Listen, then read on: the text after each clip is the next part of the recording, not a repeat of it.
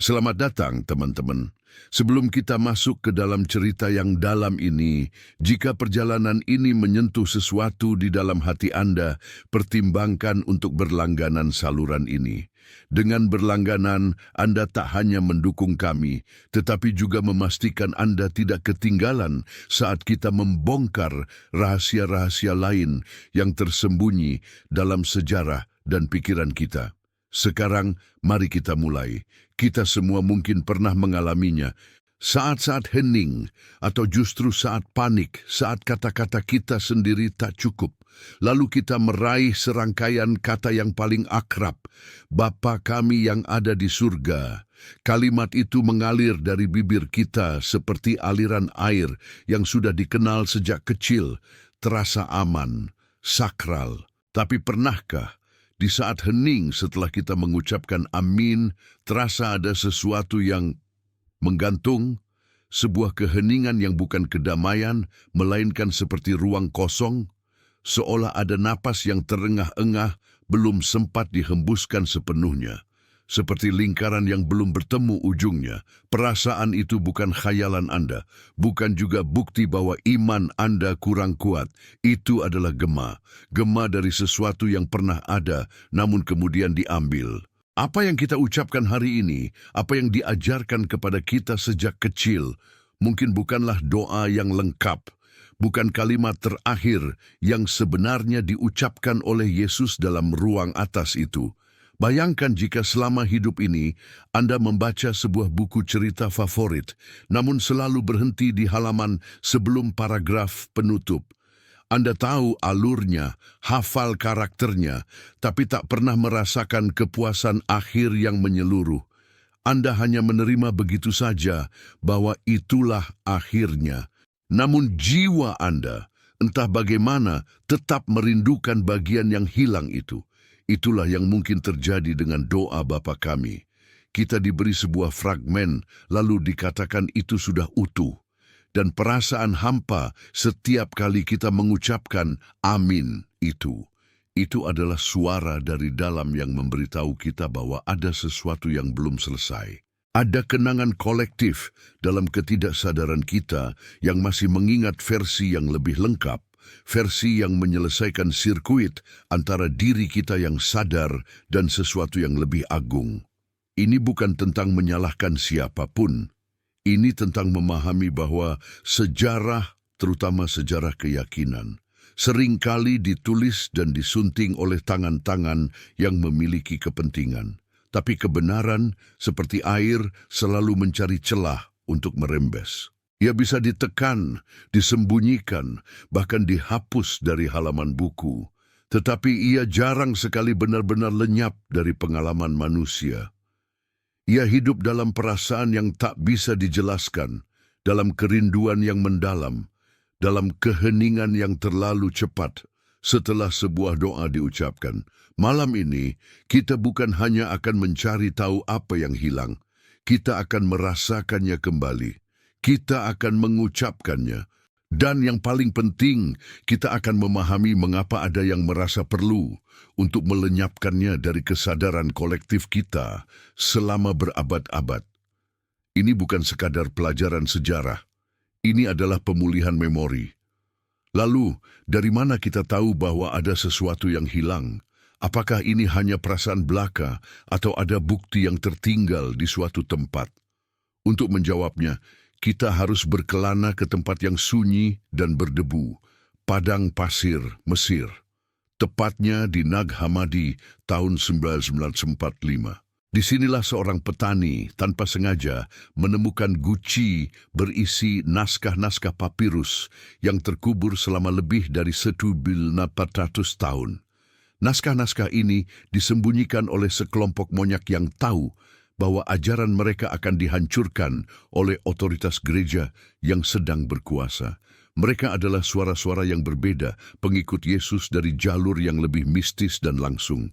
Dalam koleksi tulisan yang sekarang disebut Perpustakaan Nag Hammadi itu, serta dalam dokumen-dokumen Kristen paling awal seperti Didache, Pengajaran 12 Rasul, para sarjana menemukan sesuatu yang mengejutkan. varian-varian dari doa Bapa kami. Bukan versi yang ada di Injil Matius atau Lukas yang kita baca sekarang, tetapi bentuk yang lebih sederhana, lebih pendek, dan yang paling krusial dengan penutup yang berbeda. Ini mengungkap sebuah fakta tekstual yang seringkali tak disebut di mimbar. Penutup agung yang kita ucapkan, "Karena Engkaulah yang empunya kerajaan dan kuasa dan kemuliaan sampai selama-lamanya," tidak ditemukan dalam naskah-naskah Yunani tertua. Frasa itu ditambahkan kemudian kemungkinan besar sebagai respons liturgis dari jemaat dalam ibadah untuk memberikan kesan finalitas dan kemuliaan yang cocok untuk ibadah publik. Itu adalah sebuah bingkai yang indah, tapi itu bukanlah dinding asli bangunannya. Lalu, jika bukan itu penutup aslinya, bagaimana doa itu berakhir? Disinilah kita memasuki wilayah yang samar. Tradisi lisan dari para pertapa padang pasir, para bapa gurun, dan fragmen-fragmen yang terselamatkan berbicara tentang sebuah pengembalian, bukan sekadar penutupan, bukan pernyataan kemegahan kepada raja yang jauh, tetapi pengakuan yang intim tentang persatuan. Sebuah garis yang membawa yang ilahi itu kembali ke dalam diri, ke dalam napas, ke dalam kesadaran, bahwa Bapa dan Anak tidak terpisah. Bayangkan doa itu sebagai sebuah lingkaran energi. Versi yang kita miliki sekarang mengangkat energi itu ke atas, memohon, meminta, lalu menutupnya dengan amin, yang berarti jadilah demikian. Energinya terlempar keluar dan berhenti. Namun dalam bentuk yang lebih awal, lingkaran itu harus kembali. Setelah memohon kehadiran, kehendak dan pengampunannya, ada sebuah tarikan napas terakhir yang mengakui, "Sebab Engkaulah roh dan terang, yang bernapas selamanya melaluiku." Ini adalah pengembalian energi, dari luar ke dalam, dari permohonan menjadi penyadaran. Penemuan-penemuan tekstual ini adalah seperti menemukan cetak biru asli sebuah bangunan suci yang kemudian diketahui telah mengalami renovasi besar-besaran. Renovasi itu mungkin membuatnya lebih megah dan lebih mudah diakses oleh banyak orang, tetapi seringkali mengubah arsitektur dasarnya, menutup koridor-koridor tertentu yang mengarah langsung ke ruang paling dalam. Naskah-naskah tua itu adalah saksi bisu yang berani. Mereka membisikkan bahwa apa yang kita anggap sebagai tradisi yang tak berubah sebenarnya adalah sebuah sungai yang telah beberapa kali dialihkan alirannya. Dan bisikan itu membawa kita pada pertanyaan yang tak terhindarkan. Jika sebuah garis dalam doa paling suci pun bisa diubah, mengapa harus diubah? Siapa yang merasa perlu untuk melakukan ini? Jawabannya membawa kita keluar dari padang pasir Mesir, menuju ke lorong-lorong kekuasaan di kekaisaran Romawi awal. Jadi kita sampai pada titik yang paling peka. Ini bukan lagi soal naskah yang rusak atau kesalahan salin yang tidak disengaja. Perubahan pada doa Bapa kami ini kemungkinan besar adalah sebuah pilihan, sebuah keputusan editorial yang dilakukan dengan kesadaran penuh. Tapi untuk memahami pilihan itu, kita harus berhenti sejenak dan melihat ke dalam cermin sifat manusia yang paling universal, hasrat akan struktur, keteraturan, dan tentu saja kendali. Bayangkan sebuah gerakan. Awalnya, gerakan itu intim, personal, dan revolusioner. Ajaran-ajarannya berbicara tentang kerajaan Allah yang ada di dalam diri, tentang akses langsung setiap orang kepada yang ilahi, tentang cinta yang membebaskan. Ajaran ini seperti api unggun di tengah kegelapan, hangat, menerangi, dan menarik bagi setiap jiwa yang lapar. Namun, apa yang terjadi ketika api unggun itu menjadi begitu besar sehingga menarik perhatian kekaisaran terkuat di dunia? Ketika Kaisar Konstantin melegalkan kekristenan dan kemudian menjadikannya agama resmi kekaisaran, gereja berubah secara dramatis. Dari komunitas bawah tanah yang sering dianiaya, tiba-tiba ia memiliki kekuatan, pengaruh, dan yang paling berat, tanggung jawab untuk mengatur kekaisaran yang sangat luas dan beragam. Disinilah dilema muncul. Ajaran mistis tentang kerajaan Allah ada di dalam dirimu tiba-tiba menjadi kurang praktis, bahkan bisa dibilang berbahaya. Bagaimana mungkin sebuah institusi yang hierarkis dengan struktur keuskupan, hukum kanon, dan otoritas terpusat bisa bertahan jika setiap petani, setiap nelayan, setiap ibu rumah tangga percaya bahwa mereka bisa mengakses Tuhan secara langsung tanpa perantara? Pikirkan analogi ini. Jika setiap orang memiliki kunci langsung ke gudang harta karun, lalu apa fungsi penjaga gerbang? Jika doa terpenting mengajarkan bahwa roh Tuhan adalah napasmu sendiri, bahwa terang itu bersinar melalui dirimu, maka peran imam, uskup, dan seluruh ritus sakramental menjadi rapuh. Kekuasaan institusi gereja dibangun di atas satu premis penting, bahwa mereka adalah jembatan yang diperlukan antara manusia yang berdosa dan Allah yang kudus.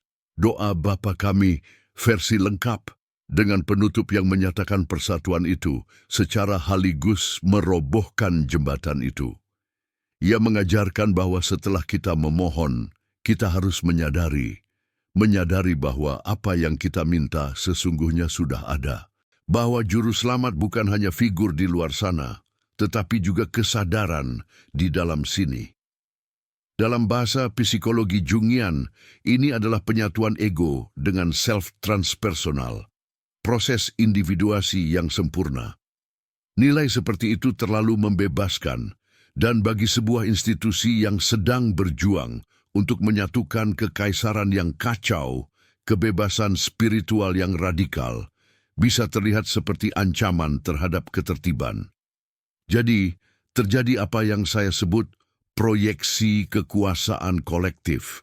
Institusi secara perlahan meyakinkan umat untuk memproyeksikan otoritas spiritual mereka keluar, kepada gereja, pada hierarki, pada ritus. Akses langsung ke yang ilahi perlahan dikaburkan dan digantikan dengan akses yang harus diatur, yang distandarisasi, yang aman. Penghapusan baris terakhir doa Bapa Kami adalah salah satu dari banyak penyuntingan halus dalam proses panjang ini. Mereka menyimpan bagian doa yang berisi permohonan, pengakuan kebutuhan, dan permintaan perlindungan, hal-hal yang membuat manusia merasa bergantung. Namun, mereka mengikis pengakuan final tentang persatuan yang akan mengubah rasa ketergantungan itu menjadi kesadaran akan kesatuan. Mereka mengganti sirkuit yang melingkar, yang mengangkat doa, lalu mengembalikannya ke dalam hati, dengan sebuah jalan buntu yang agung. Karena Engkaulah yang empunya kerajaan, mengukuhkan Allah sebagai Raja Agung di takhta yang jauh, sementara Amin menutup pintu dengan kokoh. Doa yang awalnya adalah teknologi untuk kebangkitan kesadaran, secara halus diubah menjadi ritual penguatan struktur. Ini bukan tentu saja dilakukan dengan niat jahat yang menyala-nyala, mungkin dilakukan dengan logika dingin, seorang administrator yang percaya itu untuk kebaikan bersama, untuk stabilitas, untuk melindungi umat dari kesesatan. Namun konsekuensinya terasa selama berabad-abad, sebuah kekosongan spiritual di tengah-tengah doa yang paling kita cintai, dan kekosongan itu seperti vakum, akhirnya menarik kita untuk mencari jawaban. Ia menarik kita untuk melihat lebih dalam, bukan hanya pada teks, tetapi pada makna di balik setiap kata yang masih tersisa. Karena kebenaran yang disembunyikan seringkali meninggalkan jejaknya dalam struktur yang ada. Lalu, jika doa yang kita miliki sekarang adalah versi yang telah disunting, apakah itu berarti kita harus menolaknya? Sama sekali tidak. Justru sebaliknya, dengan memahami kemungkinan maksud aslinya, kita bisa membaca ulang kata-kata yang sudah sangat akrab ini dengan mata yang baru. Kita bisa melihatnya bukan sebagai mantra yang kaku, tetapi sebagai peta perjalanan batin yang sangat canggih, sebuah panduan langkah demi langkah dari kesadaran biasa menuju kesadaran yang bersatu. Mari kita telusuri bersama dengan hati yang terbuka. Bapa kami yang ada di surga. Dalam bahasa Aram yang diucapkan Yesus, kata untuk Bapa adalah Abba. Ini bukan panggilan formal untuk penguasa yang jauh, tetapi panggilan akrab, penuh kepercayaan seperti Papa atau Ayah. Dan surga Shamayim bukanlah lokasi geografis di atas awan, melainkan dimensi realitas yang tak terlihat, alam spirit, potensi murni. Jadi, kalimat pembuka ini bukanlah instruksi untuk menengadah ke langit, melainkan undangan untuk menyadari sumber kehidupan yang paling akrab dan intim dalam diri kita, sumber napas, sumber kesadaran itu sendiri. Dimuliakanlah namamu. Mendiami atau menyucikan nama Tuhan dalam tradisi Yahudi berarti mengembalikan sesuatu pada integritasnya yang utuh dan sakral. Dalam konteks psikologi, ini adalah seruan untuk proses individuasi, menjadi diri yang utuh, menyatukan semua bagian diri yang terpecah dan tersembunyi, shadow, ke dalam kesadaran yang penuh. Datanglah kerajaanmu, jadilah kehendakmu di bumi seperti di surga. Ini inti dari segalanya. Yesus sendiri berkata, kerajaan Allah ada di dalam dirimu. Kerajaan itu bukan destinasi masa depan, melainkan keadaan kesadaran yang hadir saat ini. Kehendakmu bukanlah daftar perintah dari luar, tetapi kecerdasan alamiah kehidupan, dorongan alamiah jiwa menuju pertumbuhan, penyembuhan, dan keseluruhan. Di bumi seperti di surga adalah kunci. Sebagaimana di alam potensi surga, demikianlah hendaknya terwujud dalam realitas nyata bumi, dalam tindakan, pikiran, dan hidup kita sehari-hari. Ini adalah doa agar batin kita selaras dengan hukum harmoni tertinggi. Berikanlah kami pada hari ini makanan kami yang secukupnya. Dalam bahasa Aram, kata untuk roti atau makanan juga bermakna pengertian, pencerahan atau nutrisi esensial. Jadi, ini bukan sekadar permohonan untuk rezeki fisik, tetapi permohonan untuk pengetahuan batin yang kita butuhkan hari ini untuk tetap sadar, tetap bertumbuh, dan tetap terhubung dengan self kita. Hari ini menekankan kehadiran di momen kini, bukan kekhawatiran akan besok. Dan ampunilah kami atas kesalahan kami, seperti kami juga mengampuni orang yang bersalah kepada kami. Kata kesalahan atau hutang, khoba, juga berarti ikatan atau belenggu. Ini adalah belenggu emosional dan psikologis, dendam, penyesalan, cerita lama yang kita pegang tentang diri kita dan orang lain. Mengampuni adalah tindakan melepaskan belenggu itu, bukan sekadar sikap moral. Kalimat seperti kami juga mengampuni menunjukkan hukum psikis yang tak terelakkan. Kita tidak bisa menerima pembebasan, merasa dipulihkan sambil masih membelenggu orang lain dalam pikiran kita. Ego harus melepaskan cengkramannya agar self bisa muncul. Dan janganlah membawa kami ke dalam pencobaan, tetapi lepaskanlah kami dari yang jahat. Pencobaan di sini bisa dimaknai sebagai godaan untuk melupakan, untuk teridentifikasi sepenuhnya dengan drama duniawi, dengan tubuh, dengan pikiran yang gelisah, dengan topeng sosial persona kita. Yang jahat, bisa berarti ketidakdewasaan, ketidakselarasan, kebingungan yang muncul karena kita lupa akan hakikat kita yang utuh. Jadi, ini adalah doa untuk kejernihan dan pelindungan batin dari suara-suara internal yang membisikkan bahwa kita kecil, terpisah, dan tak berdaya. Dengan membaca ulang seperti ini, kita melihat bahwa doa Bapa kami adalah sebuah urutan yang jenius. Dari pengakuan akan sumber, Bapa, ke hasrat untuk penyatuan kerajaan-Mu, lalu turun ke kebutuhan konkret manusia, makanan, pengampunan, perlindungan.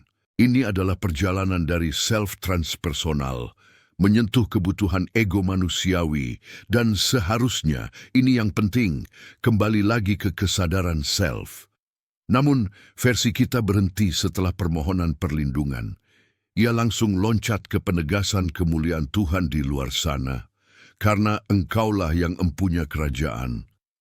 Sirkuitnya terputus. Energi doa itu naik, menyentuh bumi, tetapi tidak kembali ke sumbernya di dalam diri. Ia terlempar keluar dan ditutup. Dan disitulah letak kehilangan yang paling dalam. Tanpa tahap pengembalian terakhir itu, doa ini menjadi seperti perjalanan yang hanya sampai separuh jalan. Kita tiba di stasiun, turun dari kereta, tetapi tidak pernah sampai ke rumah tujuan sebenarnya. Kita merasa telah berdoa, tapi ada bagian dalam jiwa yang belum sepenuhnya pulang. Lalu, seperti apakah kata-kata yang bisa membawa kita pulang itu? Jadi, kita telah sampai di ujung perjalanan kita yang sekarang dan merasakan ada jalan yang tertutup. Seperti apa jalan yang seharusnya terbuka itu? Bagaimana bentuk baris terakhir yang menyelesaikan lingkaran suci ini? Berdasarkan jejak-jejak dari tradisi mistis, intisari ajaran Yesus, dan struktur psikologis doa itu sendiri, kita dapat merekonstruksi sebuah kemungkinan. Bukan sebagai pengganti yang mutlak, tetapi sebagai pelengkap yang mengingatkan. Baris itu mungkin berbunyi, "Sebab engkaulah roh dan terang yang bernapas selamanya melaluiku." Mari kita renungkan sejenak. Rasakan getarannya. Ini bukan lagi seruan kepada yang maha tinggi di kejauhan. Ini adalah pengakuan akan kehadiran yang sudah terjadi. Sebuah realisasi, bukan permohonan. Sekarang, mari uraikan maknanya kata demi kata dari sudut pandang psikologi dan spiritualitas yang dalam. Sebab engkaulah roh. Dalam bahasa Aram, kata untuk roh adalah ruach, kata yang sama untuk napas, angin, dan tenaga hidup. Inilah kekuatan tak kasat mata yang menggerakkan segala sesuatu. Dalam kitab Kejadian, ruach Elohim melayang-layang di atas permukaan air. Dalam Injil Yohanes, Yesus mengembuskan napasnya kepada murid-murid dan berkata, "Terimalah Roh Kudus." Ruach adalah energi kehidupan itu sendiri, dinamis, kreatif, menghidupkan. Dengan mengatakan engkaulah roh, kita menyadari bahwa napas yang mengalir masuk dan keluar dari hidung kita pada detik ini bukanlah milik pribadi kita. Itu adalah napas sang ayah, Aba, tenaga hidup sang self yang sedang meminjam tubuh kita untuk sementara waktu. Dan terang, naura, dalam pengertian ini bukanlah cahaya matahari, melainkan kesadaran murni. Inilah terang yang menerangi setiap orang yang dikatakan Injil Yohanes. Ia adalah kemampuan untuk menyadari, untuk mengetahui, untuk menyaksikan.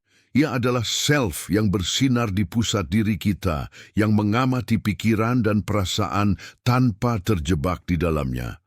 Ketika kita mengatakan "dan terang", kita sedang menyapa kesadaran yang sedang membaca kata-kata ini sekarang. Kesadaran itu bukanlah milikku atau milikmu secara pribadi. Ia bersifat universal. Ia adalah terang yang sama, yang bersinar melalui setiap makhluk yang sadar. Yang bernapas selamanya melaluiku. Inilah puncak dari segala puncak. Pengakuan tentang saluran, roh, napas hidup, dan terang kesadaran. Itu bukan sesuatu yang kita cari di masa depan atau di alam lain. Ia sedang terjadi melalui kita saat ini juga. Kata melaluiku sangat penting. Ia menempatkan kita bukan sebagai penerima pasif, tetapi sebagai perwujudan aktif. Kita adalah medium di mana yang ilahi menyatakan diri dalam dunia bentuk. Napasnya adalah napas kita, terangnya adalah kesadaran kita. Dengan mengucapkan baris ini, seluruh dinamika doa berubah secara radikal. Perjalanan yang dimulai dengan memandang ke atas, Bapa kami yang di surga, sekarang telah menyelesaikan orbitnya dan kembali ke titik awal, tetapi dengan pemahaman yang sepenuhnya baru. Titik awal itu ternyata ada di dalam, Doa ini bukan lagi percakapan antara dua entitas yang terpisah, si kecil yang memohon kepada yang besar. Ia menjadi meditasi dalam kesatuan. Kita memulai dengan menyadari sumber Bapa di surga, kemudian menyelaraskan kehendak kita dengan kehendaknya, kerajaan-Mu, lalu mengekspresikan kebutuhan manusiawi kita, makanan, ampunan, perlindungan, dan akhirnya, dan ini yang paling menentukan, kita menyadari bahwa kita tidak pernah meninggalkan sumber itu. Kita selalu berada di dalamnya, sebagai saluran tempat roh bernapas dan terang bersinar. Penghapusan baris final ini, oleh karena itu, bukan sekadar penghilangan sebuah kalimat. Ia adalah pemutusan sebuah sirkuit pencerahan. Tanpanya doa menguatkan ilusi perpisahan. Dengannya doa mengungkap kebenaran persatuan. Dan kebenaran inilah yang paling berbahaya bagi struktur kekuasaan eksternal manapun. Karena begitu seseorang menyadarinya, ia menjadi benar-benar merdeka. Ia tidak lagi bisa dikendalikan dengan rasa takut, hutang dosa, atau janji penyelamatan yang ditunda.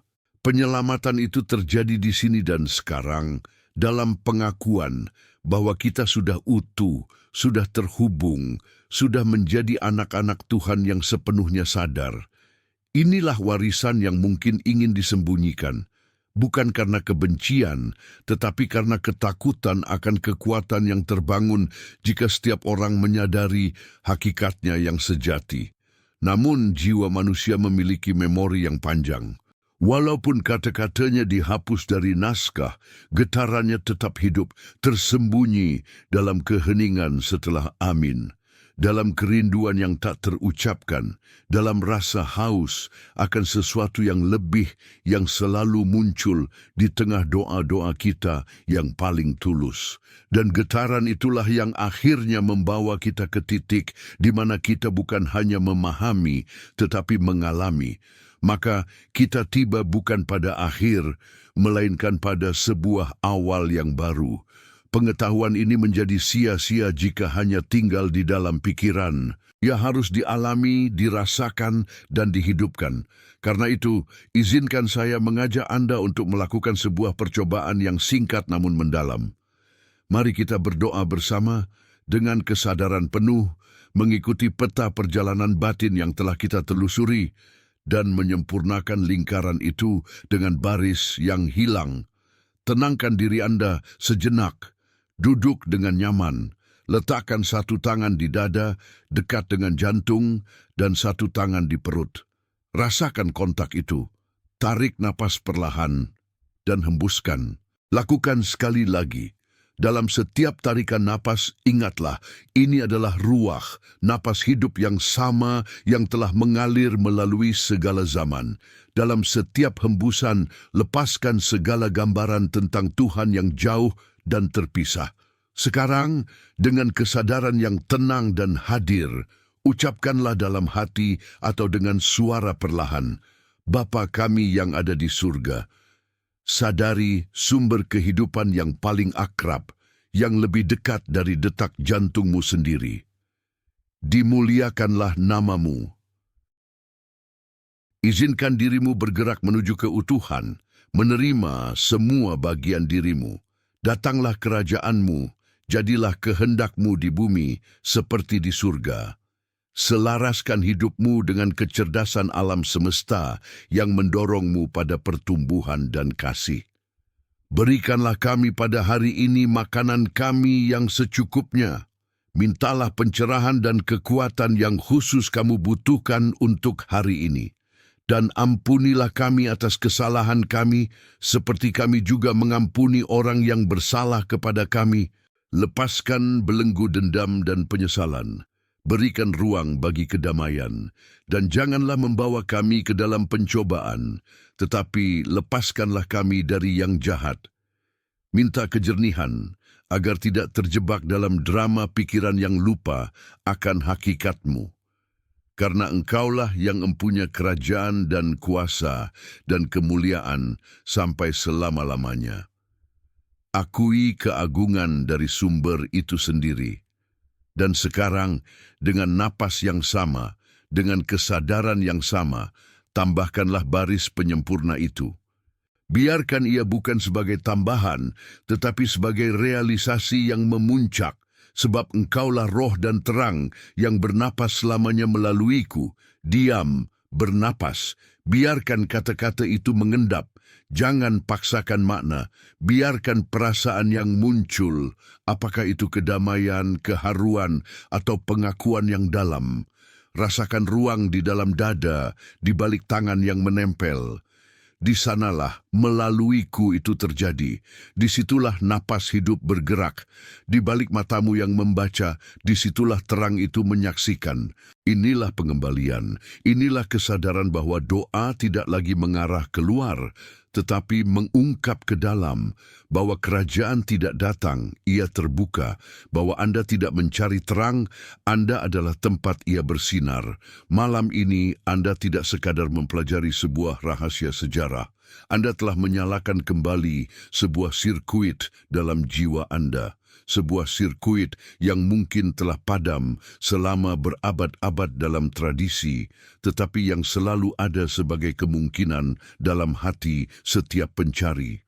Mulai sekarang, setiap kali Anda mengucapkan doa Bapa Kami, di gereja, dalam kesendirian, di saat sukacita atau keputusasaan, Anda memiliki pilihan. Anda dapat mengakhiri dengan amin yang menutup pintu, atau Anda dapat dalam keheningan hati Anda yang paling dalam menyempurnakan lingkaran itu. Mengingat bahwa Anda adalah saluran, bahwa Anda adalah rumah, bahwa Anda tidak pernah dan tidak akan pernah terpisah. Inilah warisan sejati yang ingin dikembalikan oleh setiap mistikus, setiap penyair, dan setiap hati yang rindu. Iman yang membebaskan, bukan mengikat. Spiritualitas yang mengingatkan, bukan mengancam. Sebuah doa yang bukan memohon kedatangan Tuhan, tetapi merayakan kehadirannya yang tak pernah pergi. Dan dengan kesadaran ini, Anda tidak perlu lagi merasa hampa setelah berdoa, karena Anda telah pulang, Anda telah mengingat, Anda telah utuh.